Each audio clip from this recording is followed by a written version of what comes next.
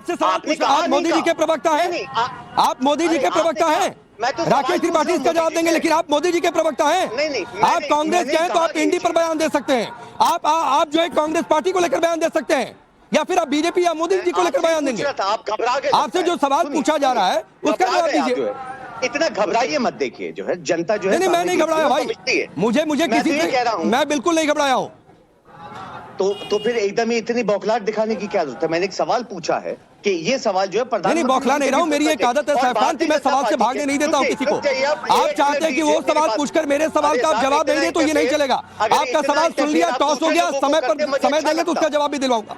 सुनिए, इतना इंटरफेयर अगर आप दूसरे लोग को भी करते तो अच्छा लगता, मगर ऐसा नहीं हुआ। मैं भारतीय जनता पार्टी के जो यहाँ पे प्रवक्ता और वक्ता बैठे हुए हैं, जो बहुत बड़ी बातें कर रहे थे, जो है आहत किया है धर्म। क्या अब मोदी जी ने जो बयान दिए थे? हाँ, नहीं ठीक है, किसने आज क्या, मैं उस पर भी सैफ खान आ रहा हूँ। दानिश पहले, उसके बाद राजू दास जी और राकेश जी आपके पास। सर नहीं, रुक जाइए सर, रुकिए, क्योंकि आप 2 मिनट के बाद भी अपने सवाल पर आप नहीं आए, इसलिए दानिश रुक जाइए सर। दानिश, ये बयान बार बार ये पूछा जा रहा है और लोग पूछ रहे हैं कि ऐसे बयान किसी और धर्म को लेकर दिए जाते, उनके इष्ट को लेकर दिया जाता कि वो मांस खाते हैं, वैसा होता था, आज क्या होता देश में? देखिए, मुझे लगता है कि सबसे पहले तो मैं उसमें कोई पार्टी नहीं हूँ, लेकिन दूसरे नंबर की बात, मैं इस बात में यकीन करता हूँ कि किसी की भी आस्था को कहीं कोई ठेस पहुंचे या कोई चोट पहुंचाने की कोशिश करे, इन चीजों से बचना चाहिए। और राजनीतिक पार्टियों को तो खास तौर पे इन चीजों से बचने की जरूरत है। ये धर्म का मामला है, ये धर्म के जो बड़े बड़े धर्म गुरु हैं, जिस भी धर्म के हैं, वो बैठ के उसको आपस में विमर्श करके उसका निराकरण ला सकते हैं, बजाय इसके कि उसमें मैं बात करूं या राकेश त्रिपाठी बात करें या और दूसरे को पैनलिस्ट हैं वो बात करें।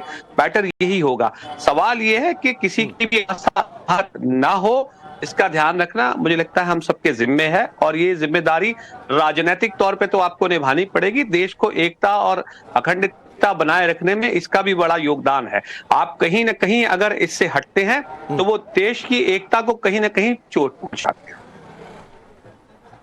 ठीक है, लेकिन राजू दास जी, दानिश जी जो जितनी अच्छी बातें कर रहे हैं, इतनी अच्छी बातें उनकी पार्टी के सर्वे सर्वा ओवैसी जी को नहीं समझ में आती है, क्योंकि वो कहते हैं कि 500 साल जहां सजदा किया करते थे तब बाबरी की आगे से तस्वीरें ला दी जाती हैं। मुझसे जवाब पूछा है? कहना चाहता हूं, पहले तो मैं जवाब दे दूं।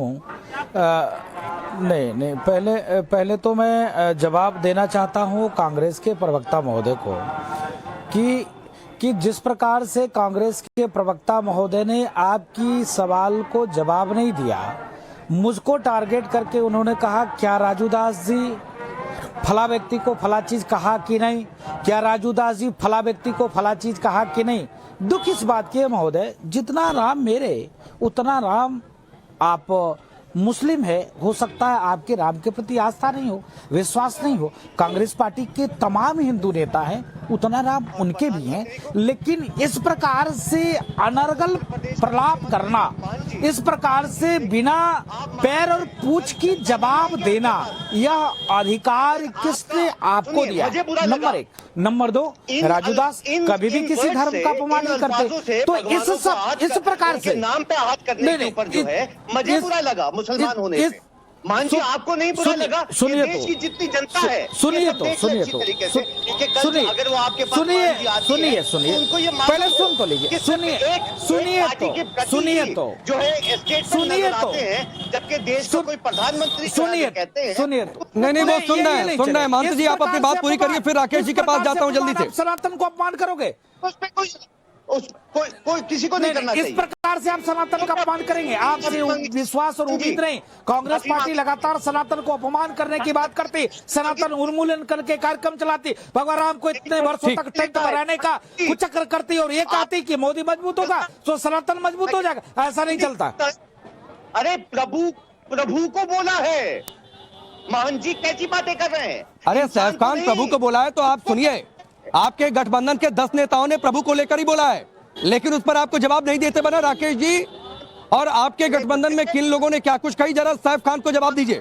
राकेश त्रिपाठी जी आप मुझसे नाम ले लेके बात करिए, ऐसे हवाई बातें मत किया। देखिए एक बात मैं स्पष्ट कर दूं, सैफ खान हो, दानिश कुरैशी हो या सीमा मलिक हो, इन तीनों ने ही आज जितेंद्र आव्हाड के या तेजस्वी यादव के बयान को लेकर के ना निंदा की है, बल्कि वाटेबाउटरी करने का काम किया है कि उन्होंने भी ये कहा था, इन्होंने भी ये कहा था। सच ये है कि संजय निषाद का बयान हो या अन्य जो गिना रहे बयान है, आउट ऑफ रेफरेंस पेश करने का प्रयास किया जा रहा है। इन्होंने अपने बयानों को लेकर के खुद स्पष्टीकरण दिया, सफाई दी और माफी मांगी है। ये इस प्रकार की माफी नहीं है कि मैं लोक आस्था के नाते, लोक भावना के नाते माफी मांग रहा हूं, लेकिन सच यही है जैसा जितेंद्र आव्हाड ने कहा है। सच ये है कि आज जिस तरह की भाषा का प्रयोग जितेंद्र आव्हाड ने किया है या तेजस्वी यादव कह रहे हैं, ये जानबूझ करके टारगेट करने का प्रयास है, और टारगेट करके इस प्रकार की भावनाओं को आहत करने के लिए जो प्रयास किए जा रहे हैं, इसमें कठोर कानूनी कार्रवाई की आवश्यकता है। ऐसे लोग जो लगातार इस निंदा करने का काम कर रहे हैं, हमेशा हिंदू भावनाओं को ठेस पहुंचाने का काम कर रहे हैं, इन सबके खिलाफ कठोर कार्रवाई करने की आवश्यकता है।